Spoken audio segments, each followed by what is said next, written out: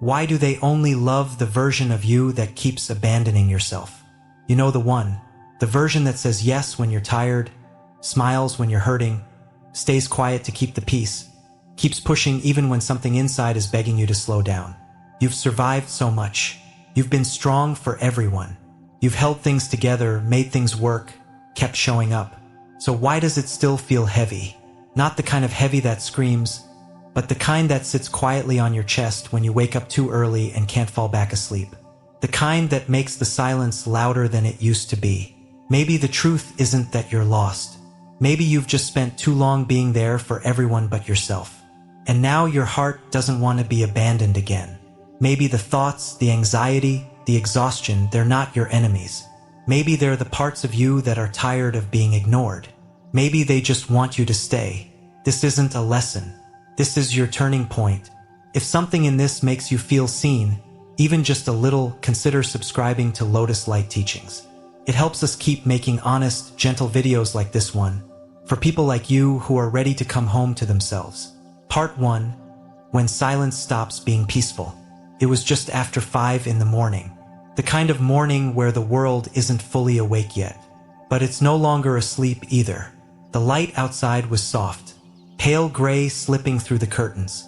The clock was ticking, the kind of slow, deliberate sound you only really notice when everything else is quiet. I sat in the old chair by the window, the same chair I've had for years, my hands wrapped around a warm cup of tea. Jasmine, I think. I wasn't really paying attention to the flavor. What I was paying attention to was the quiet. Not the peaceful kind, but the kind of quiet that presses in, like a heavy coat you didn't ask to wear. At first, I thought it was just another morning, another quiet moment to enjoy now that life had finally slowed down. That's what I always thought this stage of life would be. Quieter, simpler, restful. But that morning something felt off. It wasn't loud. Nothing big had happened. And yet, something inside me wouldn't settle. That's when I realized the silence around me wasn't comforting. It was sharp, like a mirror, one that doesn't just show your face, but everything behind it. And I started wondering, why does peace sometimes feel heavier when we finally have time to rest? We don't talk about this much, but it happens more often than we admit, especially as we get older. We're told that once we retire, or once the kids are grown, or once the house is finally quiet, that things will feel calm, that life will become light. But for many people, that's not what happens. What happens instead is that the noise inside gets louder. You sit with your tea, or fold the laundry, or lie in bed just a little too long, and suddenly your mind opens a door you didn't even realize was there. Memories start flooding in, some sweet, some sharp. Questions rise up that don't have easy answers. You remember a moment you thought you'd let go of. You feel a regret you didn't know you were carrying. You hear your own mind asking, softly, "Is this it?" I felt that, and for the longest time I thought it meant something was wrong with me. I told myself, "You should be grateful. You have peace now. You should feel light." But I didn't feel light. I felt adrift. I didn't realize it then, but what I was experiencing was something that many people go through, especially after 60. A quiet, persistent kind of anxiety. The kind that doesn't scream. The kind that hides inside stillness. It wasn't panic. It wasn't even fear. It was something deeper. A kind of unrest that shows up when the outside world finally goes quiet and you're left alone with yourself. A woman I once met, Dana, described it perfectly. She had just retired from being a school counselor. 40 years of work. Every day filled with students, meetings, calls, papers. Noise, movement, purpose. Then one day, it all stopped. She came to a mindfulness group I used to attend at a local center. Always quiet. Always sat in the same corner. I didn't know her well at first, but one evening after class we had tea together in the garden behind the building. It was fall. The leaves were changing. Everything was calm. And she looked at me and said, "I thought retirement would feel like freedom, but it feels like falling into a well. The kind where you can still see the sky, but you're too tired to climb out." That line stayed with me. She wasn't depressed. She wasn't broken. She was simply alone with herself in a new way. And in that quiet, her mind started showing her everything she hadn't had time to process before. That's what happens, sometimes. When the pace of life slows, the mind speeds up. All the things we pushed aside, the conversations we never had, the emotions we buried to keep going, they come back. Not to punish us, but maybe, just maybe, to be heard. Buddhist teachings don't say that anxiety is a failure, or a flaw, or something to fix. They say notice it, not run from it, not cover it with distractions, not pretend it doesn't exist. Just notice it, because sometimes anxiety is not the problem. It's the signal, the thing telling you there's something underneath, something that matters. That morning, in my old chair with the gray light filtering through the curtains, I realized something. My mind wasn't trying to scare me. It was trying to speak to me. It was saying, you haven't finished with this yet. This still needs your attention. You're ready now, not ready to fix, not ready to understand everything, just ready to be with it. And when I let go of the idea that something was wrong with me for feeling anxious, something softened. The silence didn't go away, but it stopped feeling like a threat. It started to feel like a conversation, a gentle one, between me and all the parts of myself I'd ignored for years. And it made me wonder, what if anxiety is not an enemy, but a message we haven't answered yet? That's the question I carry with me now. Not every day is peaceful. Not every morning feels clear. But I don't expect it to. Instead, I sit. I breathe. And when the silence feels heavy, I ask it, what are you trying to say? And sometimes the answer is simple. I miss someone. I'm scared about what's next. I just want to feel okay again. Those aren't problems to fix. They're truths to honor. You don't need a solution for every feeling. You just need to stay long enough to hear what's underneath. That's what I've learned. And maybe if you're feeling that same weight in the quiet hours of your day, you're not broken either. You're just being invited to listen, not to the world, not to what's expected, but to the small voice inside, the one that finally has space to speak. So let it speak, even if it trembles, even if it doesn't make sense yet. Just stay with it. You don't need to chase peace. Sometimes peace is the space you make just by staying. You don't need to fix your pain. You just need to stay with it. If this touched something in you, I'd love to hear it in the comments. I always read every word. Let's keep going. Part 2. The root of anxiety is not what you think. It was a Tuesday morning. Nothing unusual.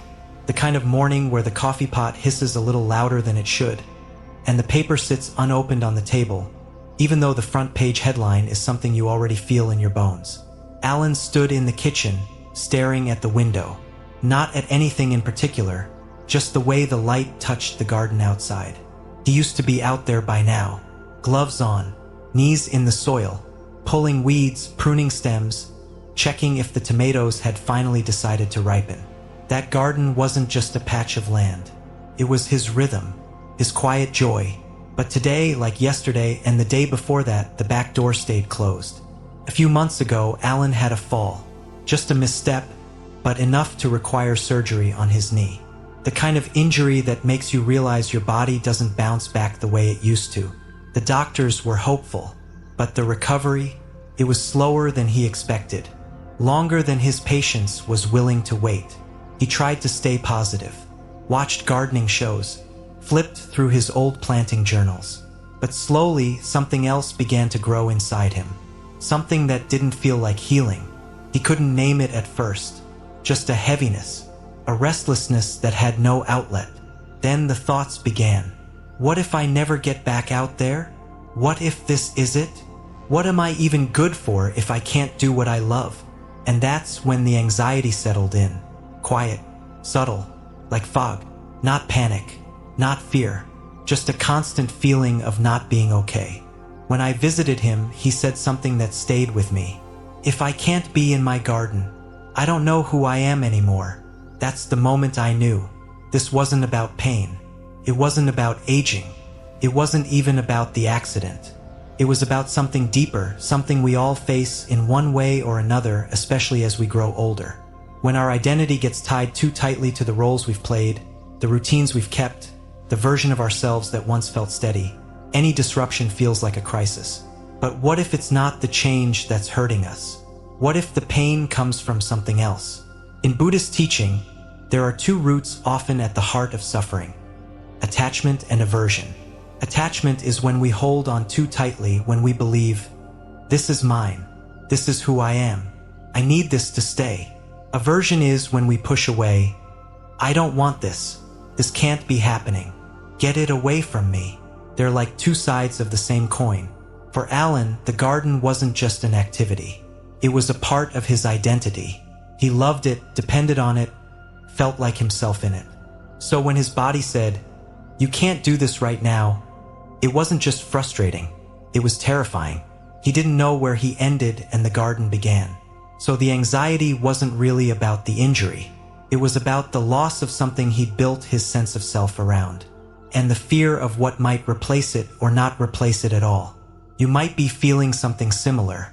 Maybe you've lost a role, parent, spouse, worker. Maybe your health has shifted. Maybe the people who once needed you don't anymore.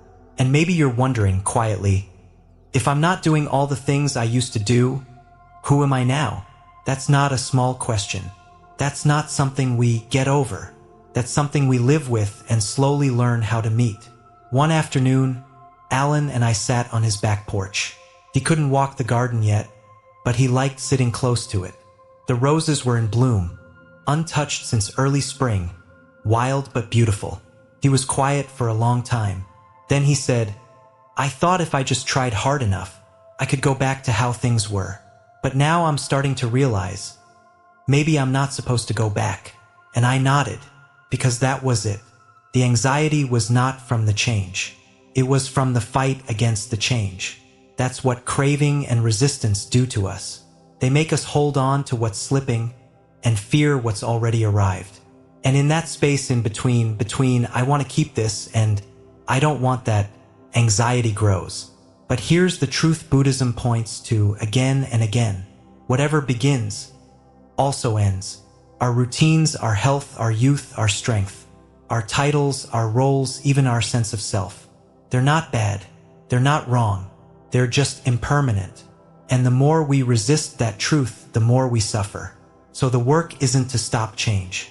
It's to soften around it, to let it in gently, like a guest who's already at the door, to make space, not because we like what's happening, but because we finally understand holding on too tightly hurts more than the letting go. Alan still misses his garden, but now he sits near it most mornings. He watches, notices. He says things like, the hydrangeas bloomed early this year, or the sparrows are louder in the morning. He's not doing, he's being. And surprisingly, he says that's made him feel more connected to the garden than ever. Because now it's not about control, it's about presence. You don't have to love what's changing, but you can stop fighting it. And in that space, something softer begins to grow. You start to remember, you're not the role, you're not the title, you're not the body from 10 years ago, you're not the garden. You are the one who loved it all, and that is still with you. So if you're carrying that silent weight, the kind that comes from trying to hold things together that want to fall apart, maybe take a breath with me and just whisper, I'm allowed to change. I'm allowed to grow beyond what used to be me. And if you feel like you've lost a part of yourself, ask gently, was it really me or just a version I loved for a time? Because what's real in you, that deep, steady presence that's always been watching, caring, noticing, it doesn't leave. It doesn't fade when the job ends, or the family shifts, or the garden goes untended. It stays quiet, steady, ready for whatever's next. And maybe, just maybe, that's enough. If this touched something in you, I'd love to hear it in the comments. I always read every word. Let's keep going. Part 3. This too is just a thought. Some mornings start with worry. Not the big kind. Not the emergency. Just that low hum in the background. You wake up. You sit on the edge of the bed. The floor is cold under your feet. The house is still. And your mind, it's already moving. What if I forgot to turn something off? What if no one calls today? What if something's wrong with me and I just haven't seen it yet? Nothing's happened, but inside it feels like something might. You go through the motions, make your coffee, rinse your face, look out the window, but something inside won't settle.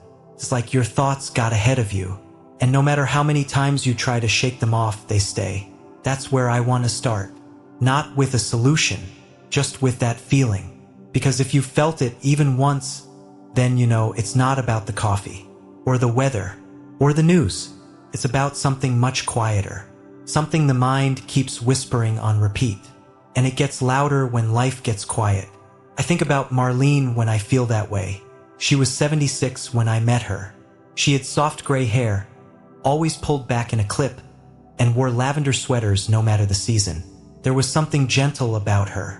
The kind of person who brings you cookies she doesn't eat herself. She came to a weekly mindfulness circle I led at a local senior center. Always early, always sitting in the second chair from the left. Never said much, but she always stayed behind. One afternoon, after the others had left, she asked if I had a few minutes.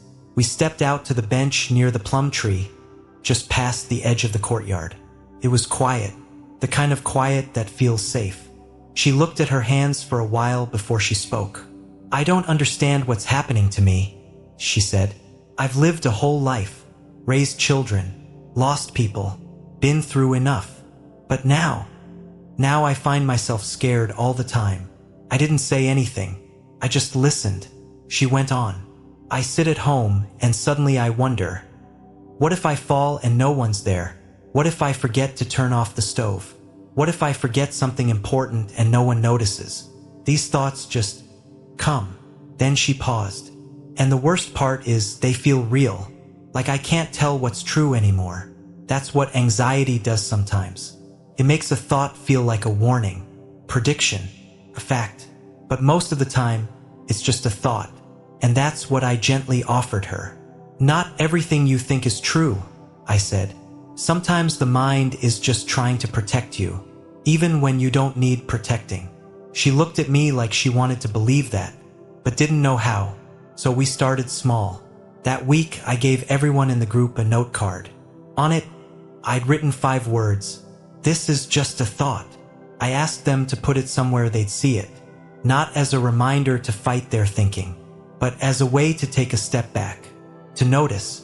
A few weeks later, Marlene came up to me after our session. She held out her note card. It was creased, soft at the corners, the ink slightly faded. "I didn't think it would help," she said, "but every time I felt that fear, like something terrible was coming, I'd look at this and say it out loud, and something would shift, just a little, but enough." She smiled, that quiet kind of smile people wear when they're starting to come back to themselves. That's what I want to share with you today. You are not your thoughts. You are the one noticing the thoughts.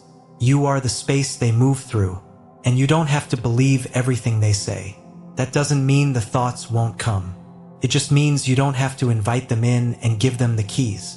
One of the most helpful teachings I've learned, especially in later life, is this: the mind will always speak, but peace begins when we stop listening to every word.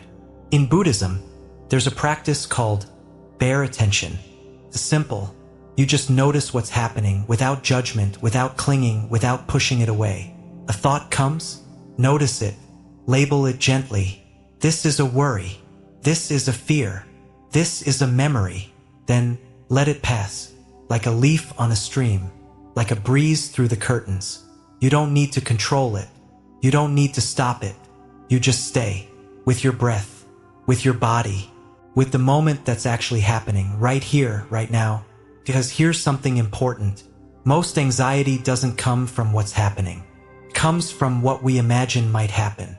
And most of those imagined scenarios never arrive. That's what Marlene realized, too. She still gets those thoughts. She still wonders, sometimes, what could go wrong. But now she catches herself. She places her hand over her chest, feels the rise and fall of her breath, and says softly, "This is just a thought. I am here, and right now I'm okay." It's not magic. It doesn't erase everything. but it gives her a way to come home to herself. And that's what we all need sometimes. Not a solution, not a fix, just a small way to return.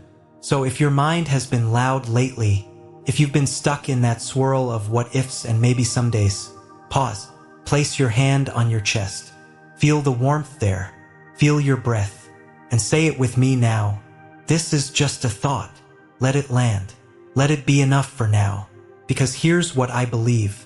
You don't need to win every battle in your mind. You just need to stop believing every thought is a battle. You are still here, still breathing, still the one watching it all quietly, gently, and that's enough. If this touched something in you, I'd love to hear it in the comments. I always read every word. Let's keep going. Part 4: mindfulness is not a luxury. It's a lifeline. There's something about the quiet just after breakfast. The dishes are done. The sun is still low. There's that soft stretch of time before the phone rings or the neighbor's dog starts barking again. For some people, that's a peaceful moment. But for others, it's the hardest part of the day. A man I once knew, his name was Frank, used to say, "The mornings are the worst. That's when the silence gets loud." He was in his late 70s, a retired carpenter, lived alone after his wife passed. His house wasn't far from mine. A little white home with blue shutters and a garden that hadn't been touched in a while. When I first met Frank, he kept to himself. We'd cross paths in town, nod politely. But one day, he showed up at a small mindfulness group I was helping lead at the community center. He didn't say much, just sat quietly in the back. But I noticed something in his eyes, like he was holding his breath inside his chest.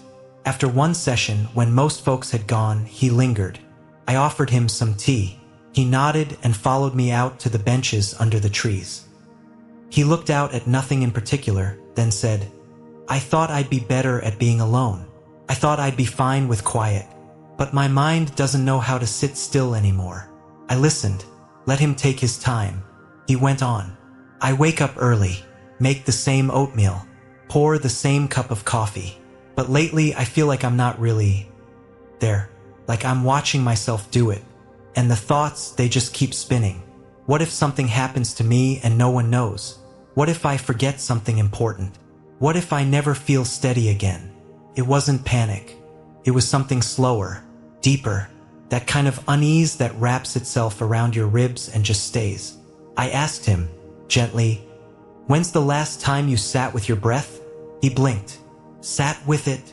"Yeah," I said, "not to fix anything, not to breathe right, just to notice, like saying to yourself, I'm here, I'm still here." He looked unsure. "That really helps?" "Sometimes," I said, "not all at once, but it gives the mind a place to land." The next week he came back, sat in the same seat, but afterward he smiled just a little. "I tried what you said," he told me.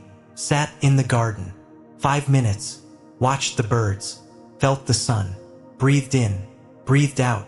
It didn't fix anything, but I felt like I'd come back to myself, just for a minute." And that's what I want to talk about today.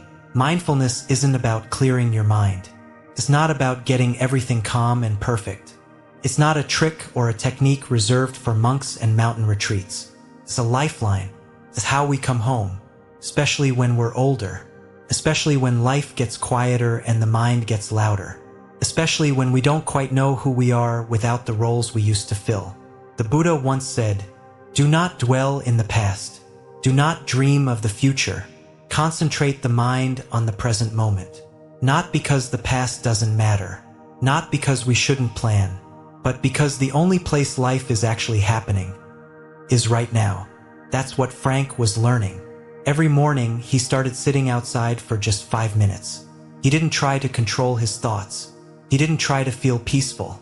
He just noticed the feel of his breath coming in through his nose, the sound of a bird in the tree, the warmth of the coffee mug in his hands. And slowly, he stopped trying to escape the silence. He started listening to it. "I still get anxious," he told me one day, "but now I meet it with something. Not a fight, just breath, presence." That's what mindfulness does. It doesn't erase the pain. It doesn't block out the fear. It gives us something to hold on to, a place to rest, a rhythm to return to. So if you've been waking up with that heavy feeling, if your mind starts racing before your feet touch the ground, here's something small you can try. Right now, if it feels okay, close your eyes or just soften your gaze. Take a breath, not a big one, just enough. Feel the air move in through your nose. Feel your belly rise. Then exhale. Slow, simple. Do it again. No rush, no goal. You're not trying to be peaceful. You're just letting yourself be here. This is what I told Frank. And it's what I tell myself too on the hard days. You don't need to control the thoughts. You just need to come back to the breath. Because the breath always tells the truth. You're still here. You're alive. And this moment is enough. Some days that's all we can give. And it's more than enough. Frank still misses his wife. He still gets lonely. But now, when the worry creeps in, he has something to meet it with. He goes to his porch, sits down, places his hand on his chest, and breathes, one breath at a time. I used to think silence was my enemy, he told me not long ago. But now I see. It's where I finally hear myself again. That stayed with me, so I offer it to you. If your days have been quiet, but not peaceful, if your thoughts have been loud, but not helpful, try sitting, breathing, not to fix anything, just to remember where you are, here, alive, breathing, and let that be your anchor. You don't need incense, or robes, or perfect posture. You just need one honest breath. And maybe in that small space, peace starts to whisper again. Let that be enough. Part 5. Compassion melts the inner critic. Have you ever had one of those mornings where the first thing you hear isn't the sound of birds or a kettle boiling, but the voice inside your own head? The one that wakes up before you do. The one that whispers, "You should have done better yesterday." Or, "What's wrong with you?" That voice doesn't shout. It doesn't need to. It knows how to hit right where it hurts. And the older we get, the quieter that voice becomes, until it blends into our thoughts like background noise. But it's still there, still doing damage. A while ago, I sat with a woman named Ruth. She was 78, retired nurse, widow, mother of 4. You know the type, graceful in her posture, soft in her tone, but with a kind of quiet steel behind her eyes. The kind of woman who'd seen enough life to know when to speak and when to let the silence do the talking. She joined one of our weekend retreats, a short mindfulness circle held in the back garden of a local temple. She came with a friend, didn't speak much at first, but on the second day, after our morning practice, she waited until the others had left and then slowly walked over and sat beside me on the bench under the oak tree. She looked out at the garden and said, "I don't understand what's wrong with me." I didn't say anything, just waited. "I've made it through so much," she continued, "losing my husband, raising my children alone, working night shifts for 30 years. And now, in this stage of life, I'm finally supposed to rest. But all I feel is shame, for not being stronger, for being anxious, for needing help." Her voice cracked a little at the word shame. Then she laughed, almost bitterly. "Isn't that ridiculous? To be this old and still feel like I'm failing." I didn't think it was ridiculous at all. And if you've ever had that voice inside, the one that calls you weak for needing rest or selfish for asking for comfort, you probably don't either. I asked her, gently, "When that voice shows up, what do you usually say back?" She looked at me surprised. "Say back? Nothing. I just try to ignore it." "And does it help?" I asked. She shook her head. "Of course not.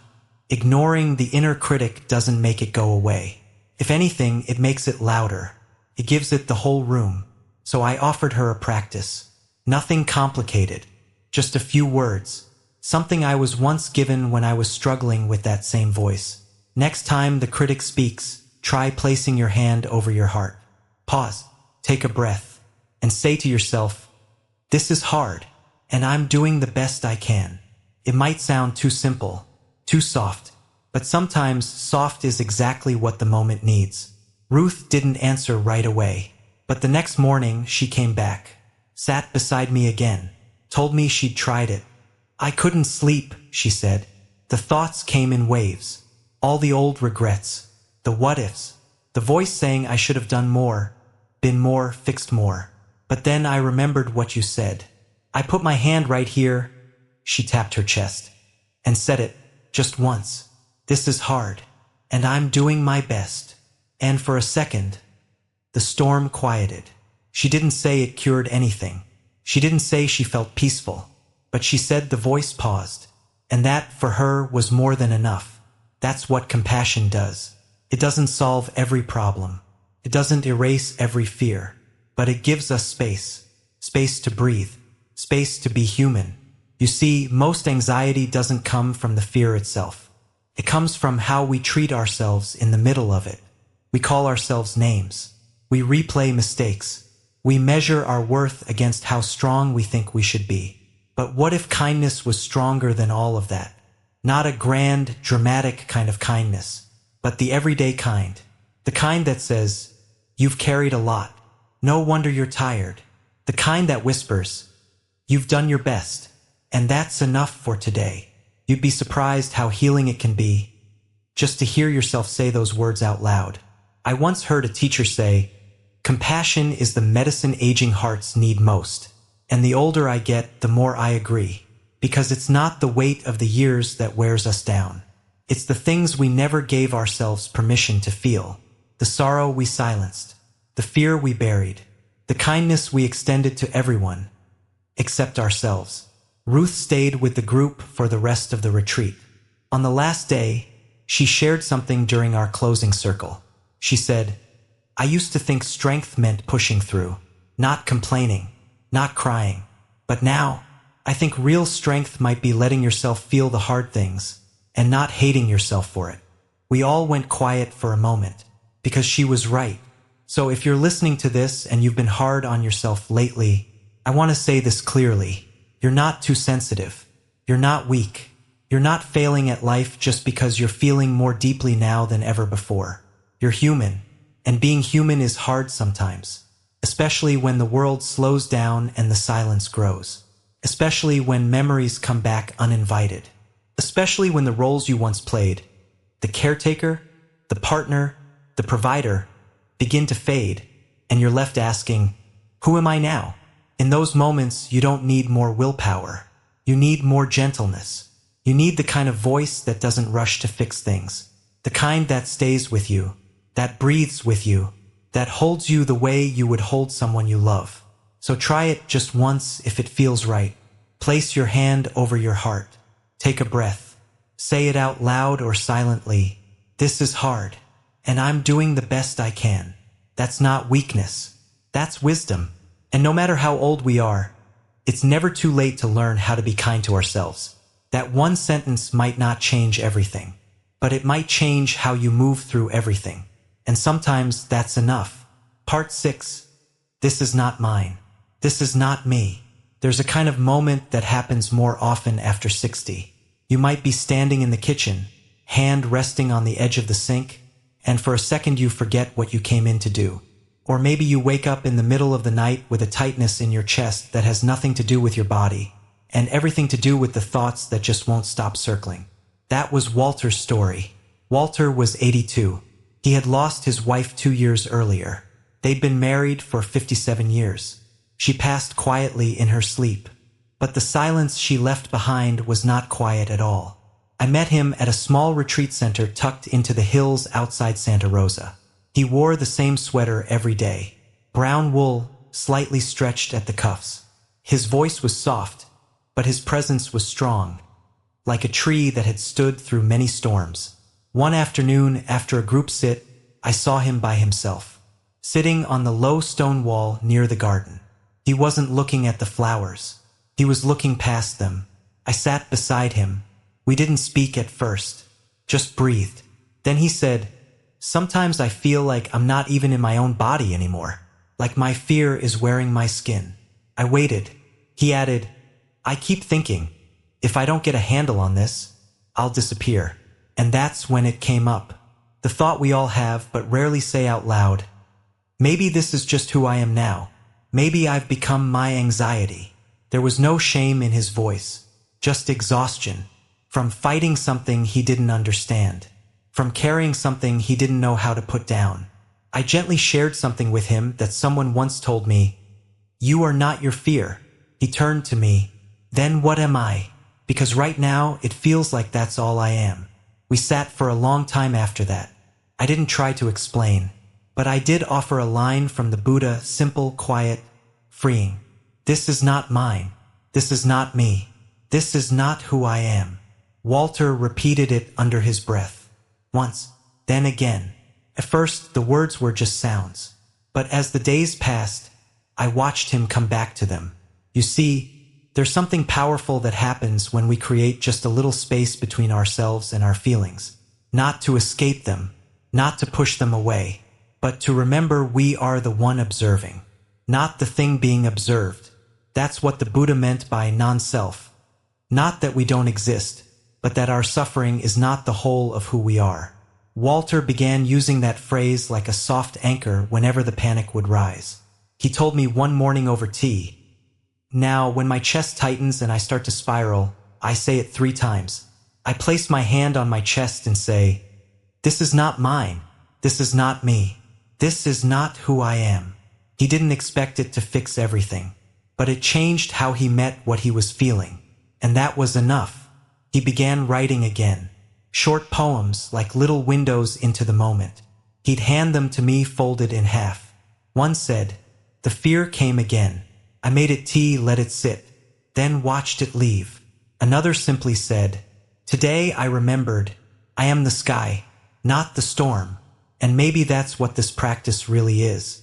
Not changing the weather, but remembering you are more than what moves through you. If you've been feeling like Walter, if the fear feels too close, if the thoughts feel too loud, if you're worried you've become something you don't recognize, try this. Pause. Breathe. Say it gently. "This is not mine. This is not me. This is not who I am." Say it again if you need to, not as a way to escape the moment, but to come back to it. More clearly, more kindly, because you are not your anxious days. You are not your forgetful moments. You are not the ache in your chest or the tremble in your hands. You are the one noticing, the one staying, the one who, even now, even here, still has the courage to keep breathing. Let that be enough. You don't need to be perfect. You don't need to have all the answers. You just need to remember you are still here, and you are not your fear. If this touched something in you, I'd love to hear it in the comments. I always read every word. Let's keep going. Part 7. What would life feel like without clinging? Some mornings you wake up before the sun. Not because you want to, but because something inside you won't let you sleep. Maybe it's the ache in your back, or the quiet creak of the floorboards, or just that old feeling. The one that visits when the world is still dark and your thoughts are already wide awake. You lie there, eyes open, not in panic, just in a kind of hum. Thoughts drift in quietly but surely, about things you should have done, words you should have said, the way things used to be, or how you wish things still were. And you wonder, not for the first time, why the peace you hoped for in these later years still feels just out of reach. I remember one morning just like that.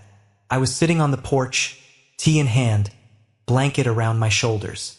The sky hadn't made up its mind yet. Not quite night, not quite day. The silence was soft, but not empty. And in that moment, I didn't feel broken, but I didn't feel whole either. Just full of something I couldn't quite name. And then I thought, what would life feel like without clinging? It wasn't a question about detachment or becoming cold. It was about softness, about loosening, about no longer needing everything to be a certain way before you could rest. In the last few parts of this story, we've talked about a lot. About silence, about anxiety, about breath, about the stories we tell ourselves when the world gets quiet. We've sat with thoughts that scare us and feelings that feel too big. And maybe, slowly, something inside you has started to shift. Not dramatically, but gently, like a window cracked open to let in morning air. Maybe you've begun to notice when your thoughts are just that, thoughts. Maybe you've softened a little toward yourself. Maybe, like Walter or Ruth or Frank, you've started to see that the things you once feared might not be enemies after all. Just parts of you waiting to be heard. And if that's true, then maybe we can ask this next question together. What if the goal was never to make the fear disappear? What if it was to stop letting it lead your life? There's a Buddhist teaching that has always stayed with me. It says, pain is inevitable. Suffering is optional. At first, that confused me. Isn't suffering just part of life? But the more I lived, the more I understood. Pain comes, loss comes, aging comes. But suffering, the added layers we build on top, that comes from clinging, from pushing things away, from wishing it was all something else. And when we let go of that pushing, even for a moment, the whole picture shifts. I remember a conversation I had with a friend of mine named Carol. She's 72 now, the kind of person who remembers your birthday and always shows up with soup when you're sick. For years, she struggled with what she called background dread. Nothing specific, just a sense that something bad might happen, that something might go wrong. We were walking one afternoon, slowly under some old oak trees, and she said, I think I finally figured it out. It's not that the fear went away. It's that I stopped needing it to. I looked at her. She smiled, small and quiet. Now when it shows up, I just say, oh, it's you again. You can sit here, but I'm not letting you drive. That changed something in me, because so much of our anxiety, especially as we age, isn't about what's happening. It's about what we think should be happening, what we think we should be feeling, who we think we should be by now. But life doesn't work like that. It never did. And when we stop expecting ourselves to be untouched by age or grief or loneliness, we make space for something else. Not perfection, but peace. Let me tell you something simple but true. You don't need to feel better to be okay. You just need to stop fighting what you feel. And when you do that, even gently, even a little, a strange kind of calm arrives. Not the kind that erases the hard days, but the kind that reminds you, you are still here, you are still breathing, and you don't have to carry it all alone.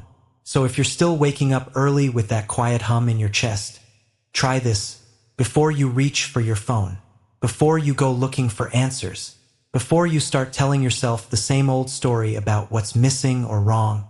Just breathe, feel your feet, put your hand on your heart if it helps, and say softly, this moment is enough. I don't need to figure it all out. I'm here.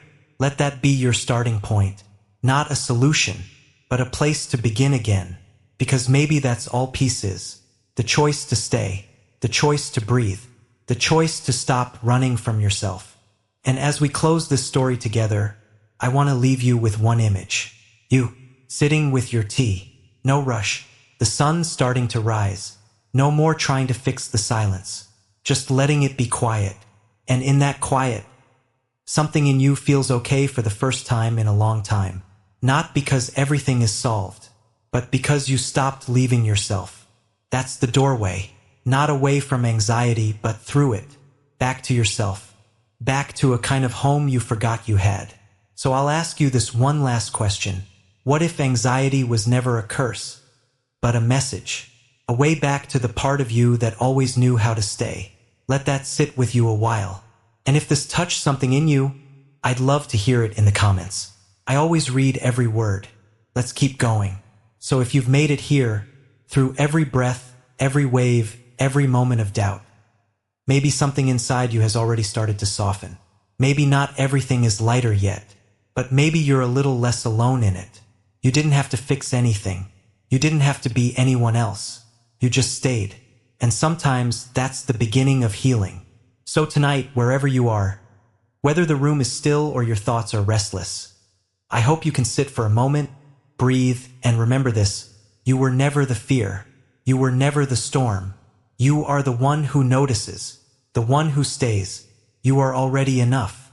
If this touched something in you, I'd love to hear it in the comments. I always read every word. And if you'd like more stories like this, quiet, honest, gentle reminders to come back to yourself, subscribe to Lotus Light Teachings. It helps us keep making them for you. Until we meet again, breathe gently, walk slowly, and remember, peace isn't out there. It begins the moment you stop abandoning yourself.